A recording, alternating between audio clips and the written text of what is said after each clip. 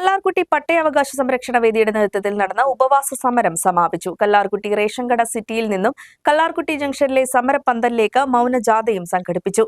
കല്ലാർകുട്ടി പട്ടയാവകാശ സംരക്ഷണ വേദി general convener James യോഹന്നാൻ ജാഥ ക്യാപ്റ്റനായും ട്രഷറർ സാജു ഒലിക്കൽ, സെബാസ്റ്റ്യൻ കത്തിപ്പാറ എന്നിവരുടെ നേതൃത്വത്തിലുമാണ് പരിപാടി നടന്നത്.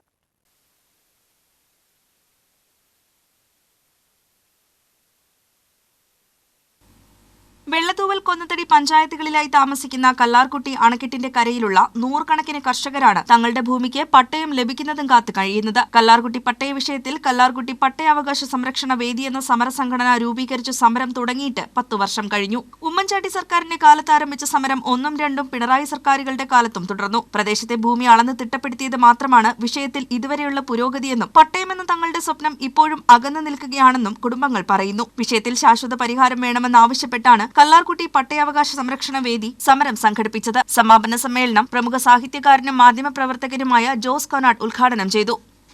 ഇരട്ടയാറിൽ ഇത് കൊടുത്തപ്പോ എന്തുകൊണ്ടാണ് ഈ കല്ലാർകുട്ടിയിലെ ഒരു ഡൈവേർഷൻ ഡാം മാത്രമായുള്ള ഈ ഡാമിന്റെ പരിസരങ്ങളിൽ താമസിക്കുന്ന പാവപ്പെട്ട കർഷകന്റെ മേൽ ഇത് അടിച്ചേൽപ്പിക്കുന്നത് എന്തുകൊണ്ടാണ്? ഇപ്പോഴും ഞാൻ പറയുന്നു, നിങ്ങൾക്ക് ഡാം സംരക്ഷണ സമിതിക്കും ഗവൺമെന്റിനും ഇലക്ട്രിസിറ്റി ബോർഡിനും ഈ ഡാമിന്റെ 10 ചെയിൻ പ്രദേശങ്ങളും സംരക്ഷിക്കേണ്ട ബാധ്യതയുണ്ട്. അങ്ങനെ സംരക്ഷിക്കണമെങ്കിൽ അവർ ഈ നാട്ടുകാർ ഒന്നാകെ കോമ്പൻസേഷൻ വാങ്ങിച്ച് പോകാനും തയ്യാറാണ്. CPIM area secretary Chandy Alexander, അതിജീവന പോരാട്ടം വേദി ചെയർമാൻ റസാഖ് ചൂരവേലി, BJP മണ്ഡലം vice president advocate Rajeev P. Elias, father Joseph Kuttikkattil തുടങ്ങിയവർ സംസാരിച്ചു. സാജു ഓലിക്കൽ നന്ദി പറഞ്ഞു. News bureau, Adimali.